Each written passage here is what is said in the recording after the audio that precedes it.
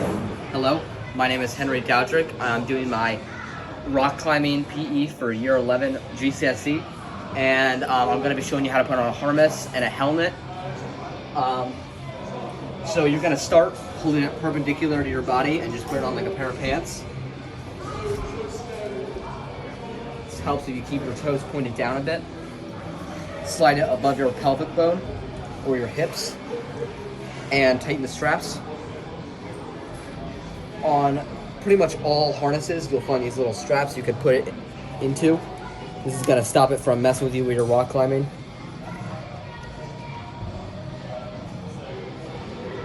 Sometimes they could be a little bit tight like this one. Come on.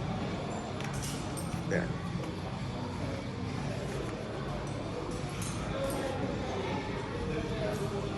That one's alright. Also, make sure you tighten the pants. the leg straps. And if there are any, this one doesn't have it. Make sure you do the same when you slide it into those straps. And if you're going to check your buddy's harness, or if you're a coach, pull it down, and if it slides beneath your pelvis, it's not good. If it slides beneath your hips, I mean. There, that's good.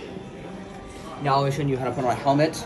The only time you wear a helmet in rock climbing is if you're lead climbing, because you're going to be free falling until your next stop. So you put yourself in. But I'm going to be showing you because it's part of the curriculum. First, you just put on this, and you tighten it if it wasn't already tight. And on a lot of helmets, this one could be different, but you just tighten it like that in order to loosen it.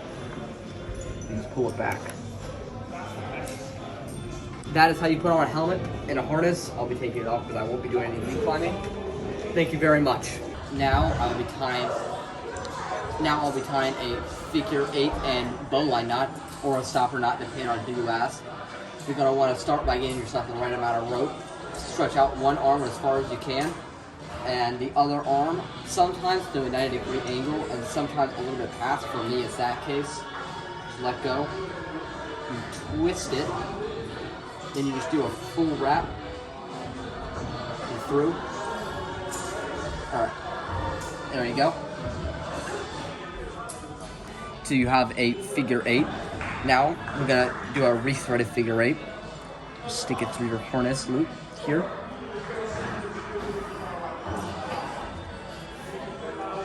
Stick it underneath. This is a left-handed, not a right-handed one. In the other case, it would be flip. You would stick it up the other way. You're just going to want to follow this rope throughout the entire thing. Down here. And then here. And you're going to want to follow it over this.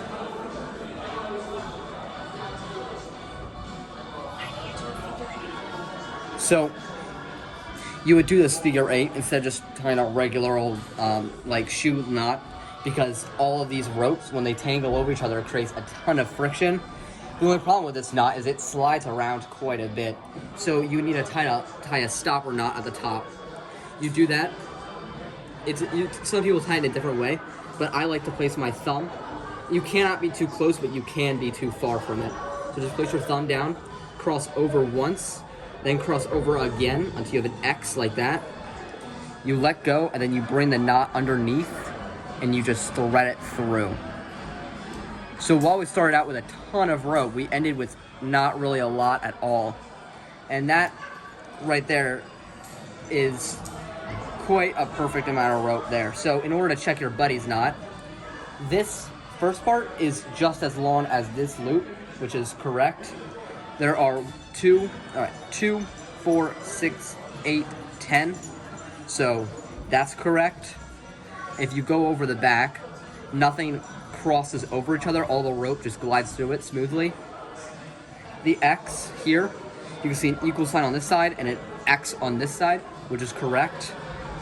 It's longer than 2 fingers and smaller than 2 fists, which is correct. And you can't fit 3 fingers in between this re-threaded figure 8 knot and the stopper knot, which is also correct. So this is how you would tie a figure 8 and bowline knot and for rock climbing. Now I will be showing you a back step. Back steps are extremely important because they allow you to rest your arms and move your body and create a lot of pressure on handholds, which makes them very useful on higher level climbs and climbs that are a lot taller and take a lot more energy, like with dynos and stuff. So now I'll be executing the skill.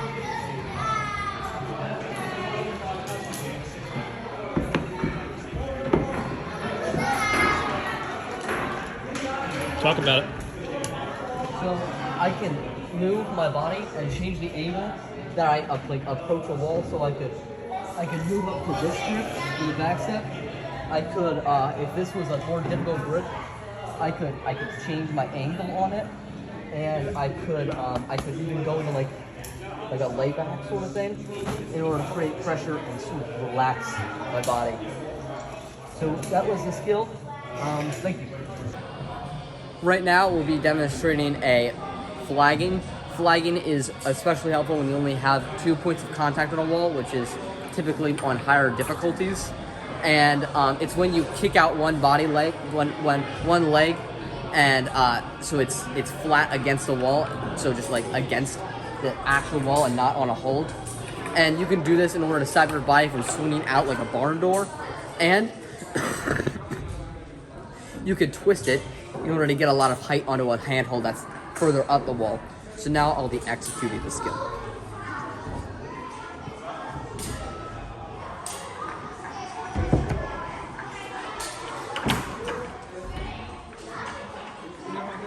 This is flying right here, and I can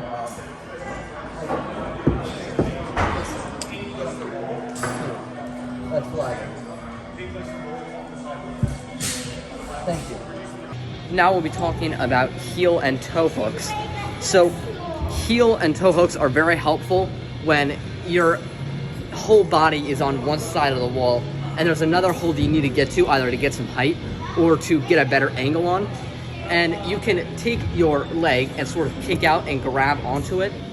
And this is very helpful because it pulls in towards your body, which it comes from the side instead of from the top. So it's helpful because it gets a new point of angle onto the wall and onto certain holds that might be difficult to hold onto. And you could also pull yourself into it. And in a lot of cases, even rest on it if it's a higher difficulty or if you're tired. Now I will be demonstrating how to do a heel and toe hook. So we're holding on to here.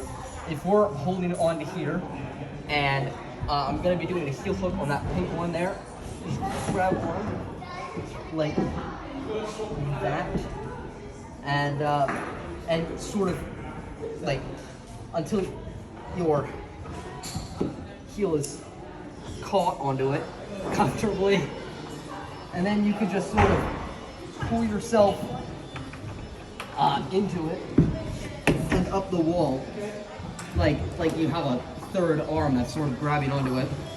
Now I'm going to show you a toe hook that's sort of like already right there. So that just gave me a lot of stability right there. If this was like a lot more difficult to hold like that, I could hold on to this bit right here, which makes holding on to that a lot easier. And that was a heel and toe hook. Now we'll be doing laybacking. Laybacking is extremely helpful because it forces your pressure onto the holds that you're onto, and it also gives you sort of this natural rest, which is helpful for high difficulties or when you're like on a longer climb. So it's very helpful with like a heel and toe hook because your leg is automatically kicked out, which allows you to just lean back onto it and force a lot of pressure onto your hands, which is good for slopers and such, and also for resting. So I will now be demonstrating laybacking on. So if we're up here and I heel hook onto here, I can lay back, and I now have a ton of pressure on this hand right here, and I am extremely comfortable right now. I could rest here And if I was like on a longer climb, this would be a good spot for me to just rest. So that was laybacking. Climbing a 4B bombastic, and this orange climb here. I'll be trying to do some bridging. Up at the top there, you can see 2 orange holds up, like roughly a little bit less than halfway up the wall. Also, at the halfway point, there are some very thin holds where I will try and go flagging and do some bridging, even though there aren't any holds, any footholds on where I should be bridging. So, I'll be climbing now. I'm climbing now. I'm on the wall. Climb on. I'm on belay.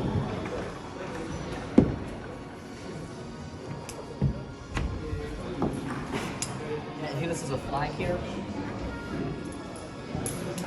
There's your boys. And I'm twisting my body as I go up in order to get different advantage and sort of pressures against certain holds.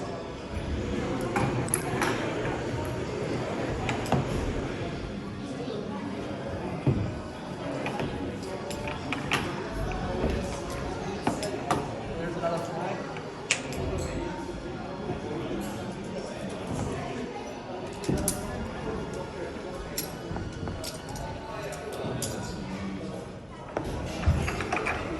Here we're bridging. Can you take it?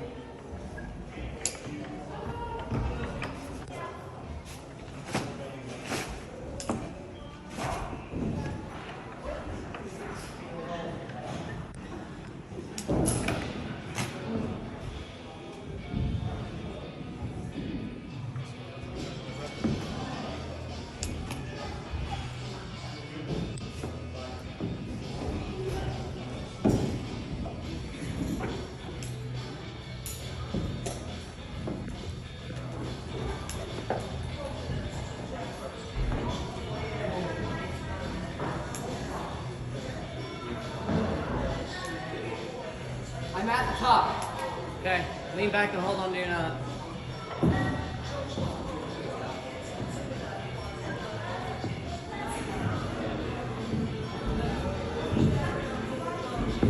I'm keeping my legs spread and I'm bouncing down as he lets me go, so I'm not just walking down the wall. And that gives me the optimal amount of stability as I come down. I'm at the bottom. Off belay. Now I'll be checking my climber's knot and belaying on the wall using proper communication. First of all, most important aspect is he goes through both of these. He goes through his harness properly. It is roughly the same size as his belay loop here. None of the rope crosses over itself except for where it needs to. And it 2, 4, 6, 8, 10. It goes through perfectly 10 times.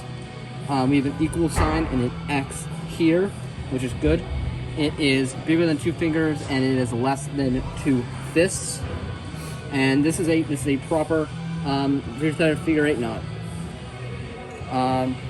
We'll now be putting the rope into the belay device. So we're gonna start with the loose end that's not connected to the wall, going down here. So it's like that, and it's sort of like it's pouring out the rope here like a teacup. Now we're just gonna slide the carabiner in here and through my belay loop. Finally, we have to make sure that this is screwed up. And when it doesn't open up, it is properly screwed. So you're on belay and climb on ready. Okay, I'm climbing. Climb on. So, slow down, Wyatt. So, we're going to have one hand here, V to the knee, 1, 2, 3.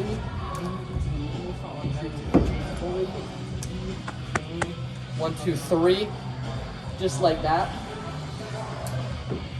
And at some point during this climb, my brother will fall and I will catch him. So I do not know when that will be.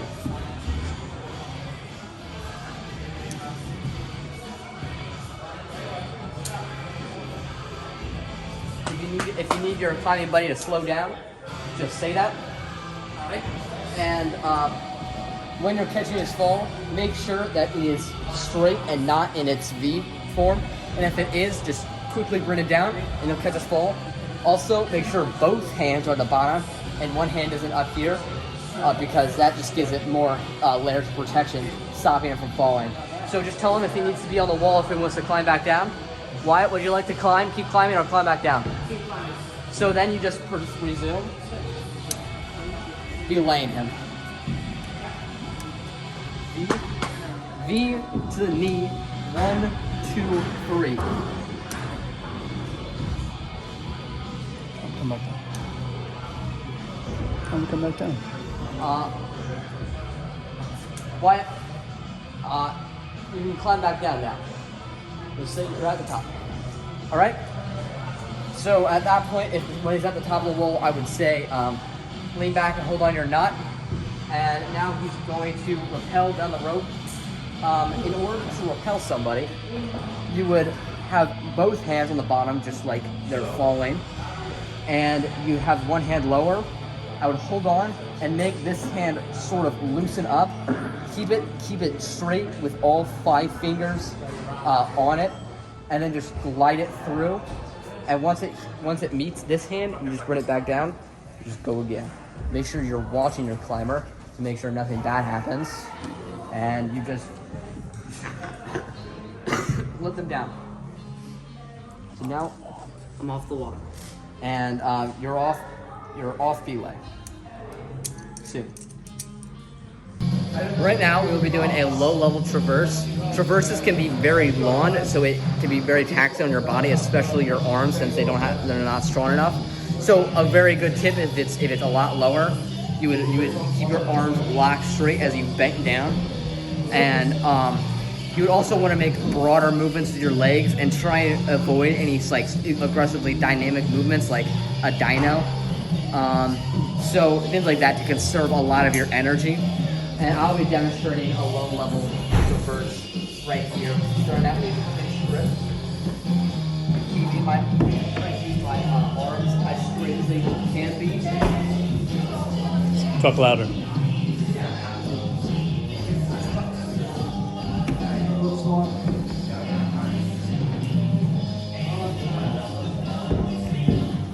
Flagging.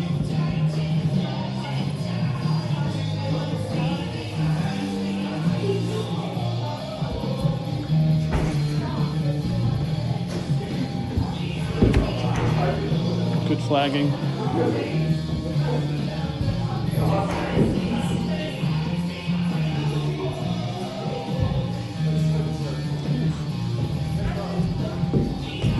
Nice.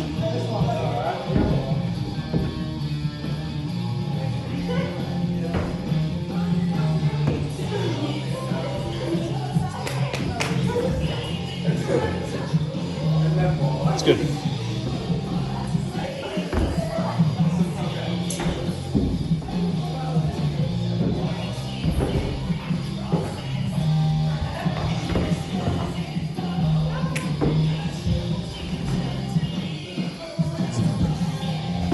Probably pretty good. There we go. That was my traverse. Goodbye. Now we will be executing a palm plant. A palm plant can be very helpful to force yourself up a wall that you're very close to. It can also be used to replace your hand with your foot. And now I'll be demonstrating how it's done. So if I was right here, I could do a palm plant there. A palm plant there as well. A double palm plant is very helpful. And I could replace my hand with my foot. Just like that.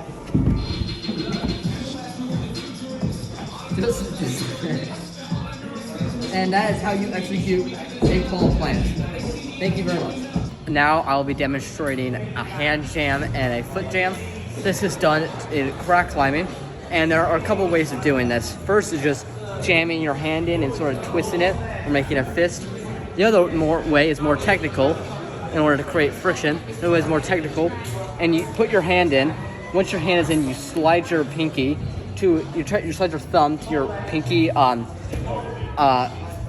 here, forgot the name of it, in order to create this muscle here, which is very tough and creates a lot of friction as it pushes against the wall. And that is done either like this right there in order to create the friction, or you can just make your hand regular and stick it in and sort of twist your fingers around any rock you find, and in order to hold on. And I can lean back here and support weight on both methods like that, leaning back. The other way is a foot jam, and you just jam your foot in. You stick it in sideways, and then you twist it until you can't twist anymore. Just like that. And you can stand up and hold yourself if I had a third point of contact. See, I'm just doing this for my balance, but note everything is from foot jamming here and hand jamming. So that's how you execute a foot hand jam. Thank you. Now we will be demonstrating a mantle and how to use it and why it's important. A mantle is sort of like a large base that you can stand on. They're very helpful because they give you pretty much unlimited stability as you're just standing there. And also, you can move off of a mantle in pretty much any direction and sort of engage a wall like you're on the ground, but you're not on the ground. And also, they give you, because they're a massive amount of stability, they're pretty much the perfect spot to dyno from. So if you wanted to jump from a mantle, that's pretty much the best position that you could be at. A dyno is, it's dynamic movement, but it's basically like a jump, really. Any jump is a dyno. So now I will be demonstrating a mantle.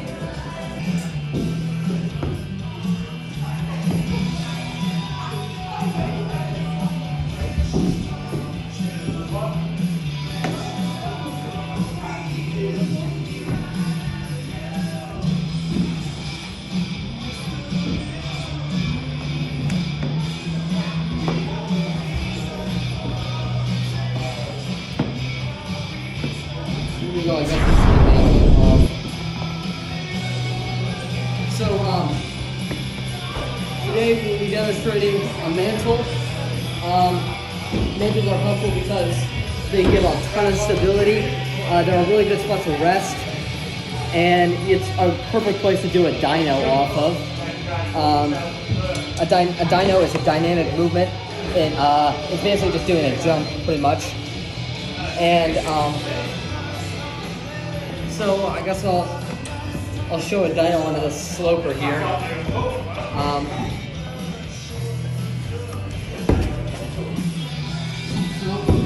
That was a dyno.